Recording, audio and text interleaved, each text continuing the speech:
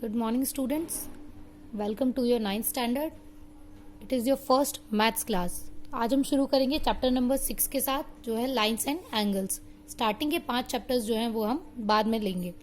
अभी हम देखेंगे लाइन सेगमेंट होती क्या है. लाइन आप सब जानते हो, जो लाइन को हम कितनी भी एक्सटेंड कर सकते हैं. एक स्ट्रेट रूलर या एक स्ट्रेट स्टिक हम कह सकते हैं, जो होती है हमारी लाइन फॉर्म करती है. अब लाइन में एक आती है लाइन सेगमेंट. जब लाइन पे हम 2 पॉइंट बना दें, कोई भी 2 पॉइंट बना दें, तो उस दोनों पॉइंट के बीच का जो लाइन बन जाती है उसे हम कहते हैं लाइन सेगमेंट. और लाइन सेगमेंट को हम डिनोट करते हैं A B bar. A B यहाँ मैंने अपने पॉइंट लिए हुए हैं, आप जो भी पॉइंट लेना चाहो उसके ऊपर हम बार लगा देते हैं. इसके बाद हम देखते हैं लाइन की लेंथ कैसे डिनोट करते हैं. लाइन की लेंथ को डिनोट करने के लिए हम लिखते हैं सिर्फ ए बी. फिर आती है हमारी रे होती है जब हम किसी एक पॉइंट से आगे कोई भी लाइट हम डालते हैं. जैसे कि हम देखते हैं कि टॉर्च से हम अपनी टॉर्च ऑन करेंगे तो टॉर्च से एक लाइट निकलती है, तो एक पॉइंट से वो लाइट दूसरे पॉइंट की तरफ जाती है, उसे हम कहते हैं रे. इसी तरह से जैसे यहाँ ए पॉइंट से ये जो लाइट जा रही है बी की तरफ जा रही है, तो इसे हम बोलते हैं रे. इसको हम डिनोट करते हैं ए बी और रे डाल देते हैं हम ऊपर. जिस पॉइंट से रे स्टार्ट हो रही है उस पॉइंट को पहले लिखते हैं, और जहां रे खत्म होगी वहां हम पॉइंट बाद में लिखते हैं. इसी तरह से अगर बी से ए की तरफ जा रही हो तो बी को पहले और ए को बाद में. ये सारे मैंने आपको बता दिए कि लाइन सेगमेंट में बार लगा देते हैं. लेंथ होती है तो फिर वहां कुछ नहीं लगाना. रे होगी तो हम ऊपर रे डाल देंगे, लेकिन ऐसा जरूरी नहीं होता है. हम इन सबको सिर्फ ए बी से भी रिप्रेजेंट कर सकते हैं. ऐसा कंपल्सरी नहीं है कि हमें ये लगाने ही लगाने हैं. इसके बाद आते हैं हमारे नॉन कॉलिनियर पॉइंट्स. जब एक लाइन पे सिर्फ 2 पॉइंट्स होते हैं तो उन्हें हम बोलते हैं नॉन कॉलिनियर पॉइंट्स. लेकिन जब ये पॉइंट्स 2 से ज्यादा हो जाते हैं, 3 हो जाएं या 3 से भी और ज्यादा, 5, 6, 8, 10 कितने भी हो जाते हैं, तो वो बन जाते हैं हमारे कॉलिनियर पॉइंट्स. अब आगे हम बात करेंगे एंगल्स की. एंगल्स के बारे में आप लोग पढ़ चुके हो. जैसे बहुत सारे एंगल होते हैं, acute angle, right angle, obtuse angle. Acute angle वो होता है जो 0 डिग्री से बड़ा होता है और 90 डिग्री से छोटा होता है. 0 डिग्री से बड़ा होता है और 90 डिग्री से छोटा होता है. राइट एंगल हमारा एग्जैक्ट 90 डिग्री का होता है. ऑब्ट्यूज एंगल हमारा 90 डिग्री से बड़ा होता है और 180 डिग्री से छोटा होता है. स्ट्रेट लाइन जो होती है हमारी, या जिसे हम स्ट्रेट एंगल भी बोल देते हैं, वो होती है हमारी 180 डिग्री की. इसके बाद रिफ्लेक्स एंगल जो हमारा 180 से बड़ा होता है लेकिन 360 से छोटा होता है. और 360 से बड़ा हमारा कोई एंगल नहीं हो सकता, क्योंकि वो वापस एक्यूट एंगल की कैटेगरी में आ जाता है. इसके बाद आते हैं हमारे कॉम्प्लीमेंट्री एंगल.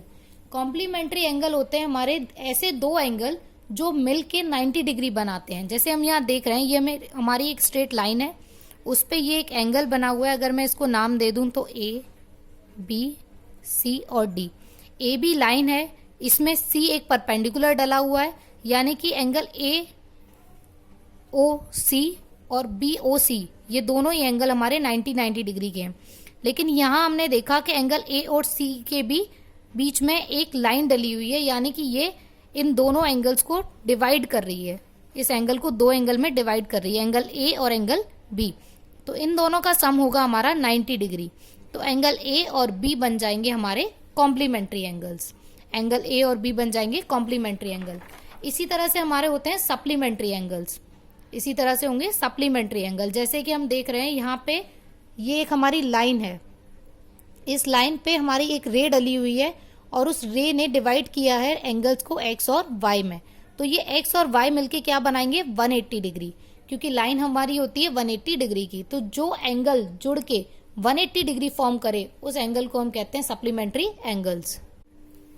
अब हम आते हैं कॉम्प्लीमेंट्री एंगल. कॉम्प्लीमेंट्री एंगल वो एंगल होते हैं जो 2 एंगल मिलके 90 डिग्री का एंगल बना देते हैं. जैसे हम यहाँ देख रहे हैं, ये एक लाइन है, इस पे परपेंडिकुलर डला हुआ है CO, और ये जो एंगल है AOC, इसमें एक हमारा डिवाइडर डला हुआ है OD, जो एंगल को डिवाइड कर रहा है A और B में.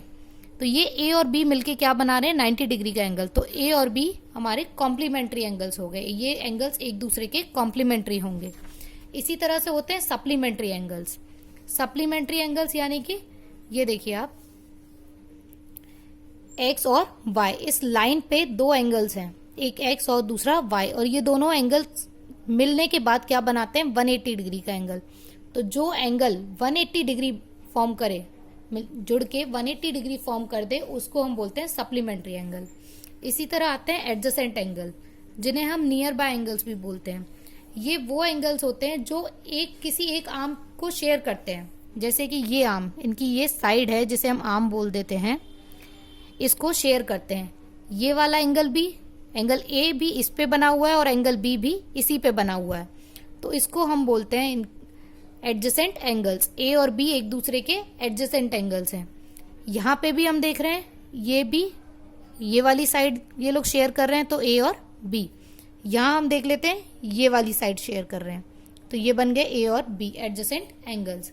अब हम देखते हैं यहाँ पे ये लाइन है एडी, और यहाँ पे कोई पॉइंट है बी, और इस बी पॉइंट से एक रे जा रही है सी के लिए। तो यहाँ पे भी ये एंगल्स बन रहे हैं ए और बी। यहाँ पे ये जो लाइन है हमारी, ये कॉमन है, तो ये भी हमारे एडजेसेंट एंगल है ए और बी।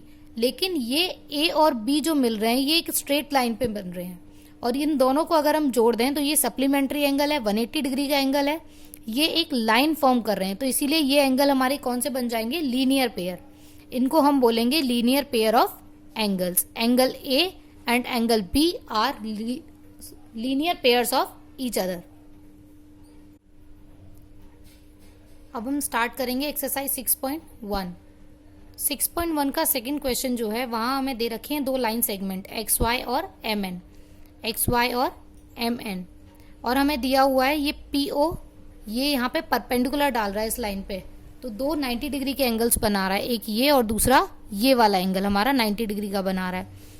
और हमें ए और बी का रेशियो दे रखा है 2:3। हमें एंगल सी फाइंड करना है।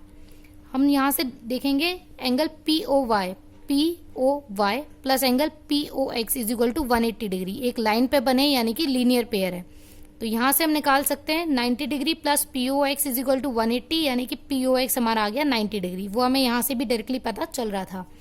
अब हम देखेंगे ए और बी, इनका रेशियो दे रखा है हमें। तो रेशियो जब भी दे रखा होता है तो उसके साथ हम एक कांस्टेंट को मल्टीप्लाई कर देते हैं, जिससे कि हम उसकी वैल्यू निकाल सके। यहाँ हमने कांस्टेंट ले लिया x, a is equal to 2x, b is equal to 3x। P o x is equal to a plus b, क्योंकि ये कॉम्प्लीमेंट्री एंगल्स हैं। यहाँ से हमने वैल्यू निकाल ली x की 18, 2x plus 3x is equal to 90, x की value आ गई 18। तो a और b की वैल्यू हमने निकाल दी।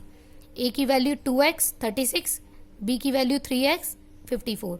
अब हम यहाँ से देखेंगे एंगल एम ओ एक्स और एंगल एन ओ एक्स, ये भी एम एन एक लाइन है, लाइन पे बने हुए हैं, तो ये दोनों भी हमारे क्या होंगे, इनका सम 180 होगा, यानी कि लीनियर पेयर होंगे, लीनियर पेयर होंगे। और साथ ही हम इनको सप्लीमेंट्री एंगल्स भी बोल सकते हैं। सप्लीमेंट्री हो गए तो b plus c is equal to 180, b की वैल्यू 54 अभी निकाली है, plus c is equal to 180, तो यहां से c की वैल्यू हमारी निकल आएगी 126। तो आगे की एक्सरसाइज में सारे क्वेश्चंस आपको अब करने हैं इसके।